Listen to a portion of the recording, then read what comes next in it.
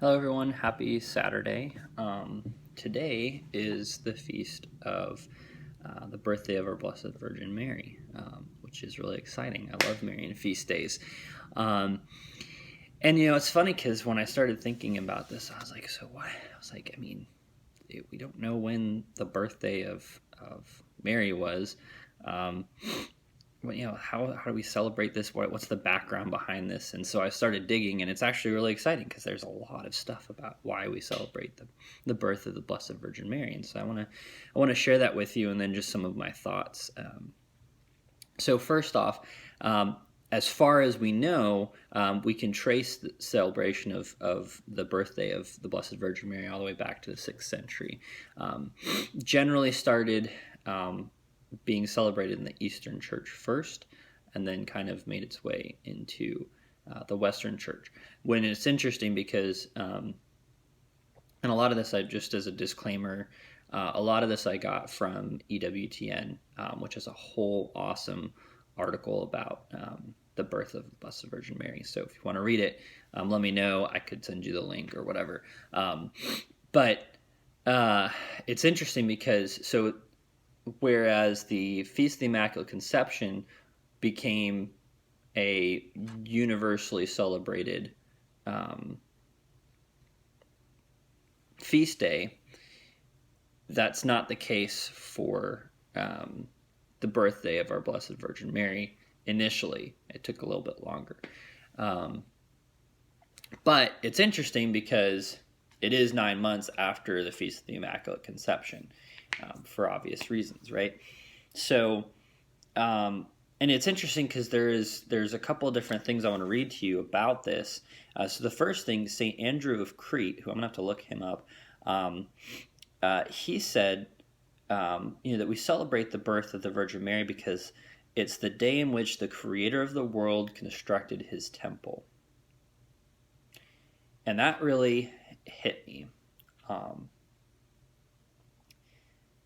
Here you have Mary, who was who was born without original sin, who was intended from the beginning to carry Jesus. And obviously she could have said no, right? She had free choice. She could have said no, but her fiat, her yes, changed the world and brought God into the world as Jesus. And so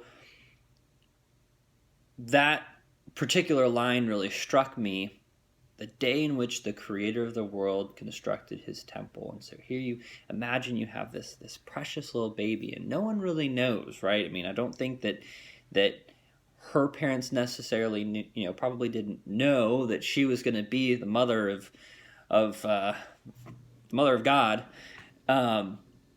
And there was so much greatness within this little baby. And I'll come back to that in a minute. Okay, I have my pen, taking notes. So the next thing that I want to point out is in the Liturgy of the Hours, it says, "Let us celebrate with joy the birth of the Virgin Mary." And I could go on and on. I mean, there's just so many different things. And one other thing that I want to point out to you, and I'm going to read this from EWTN. Okay. So one point is, in the case of all saints, the Church commemorates their birthday on the day of their return to the Lord. Okay, so typically when we have somebody's feast day, it's generally when we think or know that saint died. That's not the case for John the Baptist and for Mary. We celebrate the the birth of Saint John the Baptist, and we celebrate the birth of our Blessed Virgin.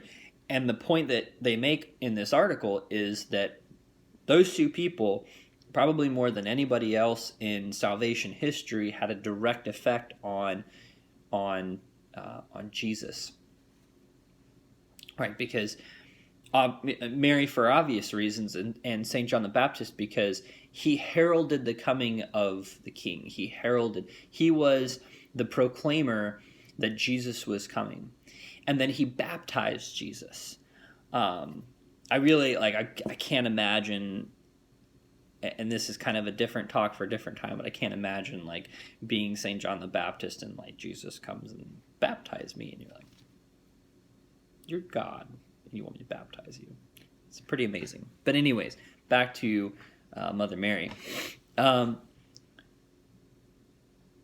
So we have those two things, and we talk about celebrating the birth of the Virgin Mary. And,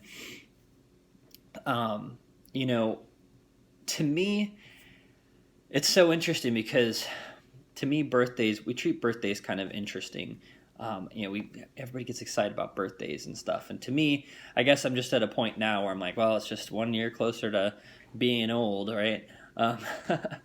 But you think about it, it makes sense. Like, we celebrate a person's birth because we're celebrating, that person is alive, and we're celebrating what that person has done for us in our lives. If there are children, and we think about the impact that our kids have on us, we celebrate our parents' birthdays because think about the impact that they've had on us.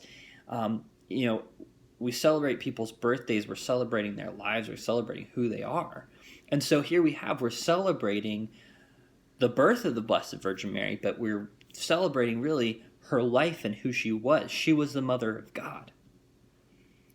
And she said yes to God's call in her life. She said yes to her vocation. Now I'm going to tie this into vocations for a second because this is kind of where I feel like this needs to go. So Joannie Watson, she is a blog writer for Integrated Catholic Life. She said, she was talking about the Blessed Virgin, she said, holiness is about making the ordinary extraordinary. And I love that because there are a lot of saints that kind of, that take that on as part of their lives.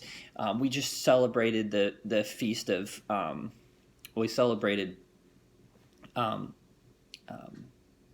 Saint Teresa of Calcutta, on the 5th, and she embodied that so much, making the ordinary extraordinary. Saint Teresa of Lisieux is the same way, making the ordinary extraordinary. So I want to take that and I'll talk about vocations for a second. Each of us have a vocation, and I think that we kind of really have a couple of different vocations. We have the vocation of the life that God has called us to, being either married or single or religious, right? But then we have kind of our day-to-day vocations. At some point in our lives, we were called to be children. At some point in our lives, we were called to be students. At some point in our lives, we may be called to be parents.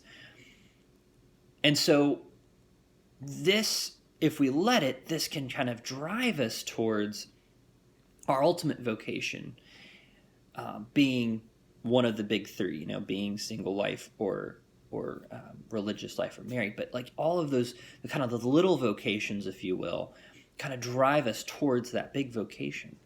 And so you take that and you think about Mary, and Joannie Watson talks about this in her blog, and I loved it. I was reading it, I was like, oh my gosh. We focus so much on Mother Mary being, she's the Mother of God, and we see in the Bible, we have all of these passages of her doing all these amazing things, and she's there during all these really important points in salvation history. And what the Bible doesn't necessarily talk about as much, but which is definitely true, is that she had to do lots of little things. She was a mother. Think about what moms do.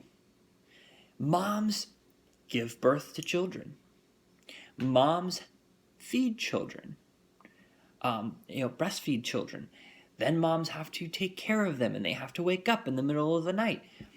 And hopefully, the dads are doing that too, right? But moms are especially attuned to the needs of their children. And so Mother Mary spent her whole life, as Jesus' mother, preparing him to go do his ministry.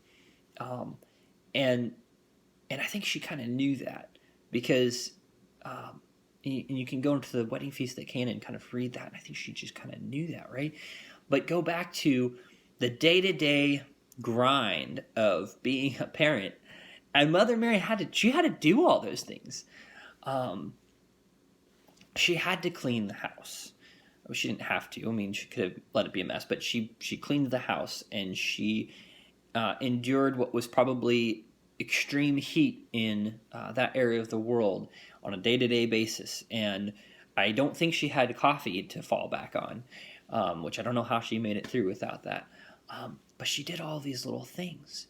But she was an extraordinary person.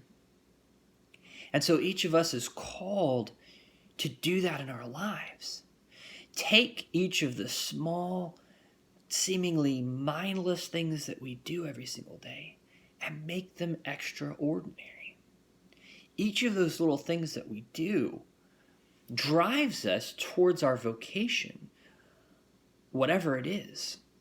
And so you can use these small things and you can make them extraordinary by offering them as a sacrifice to God. Offer each of those small, little, minute things, sweeping the floor, doing the dishes, whatever. You can offer those things to God. And you can not only grow in your relationship with Him, but then you are also fulfilling your vocation in some way. So I encourage you to look at it that way. Something that I'm not great at, but that's something that I was kind of inspired to, as I read through this, like, I know that I needed to do this. Putting it into action is the challenge, but I encourage all of you to do the same. So take the little things, take seemingly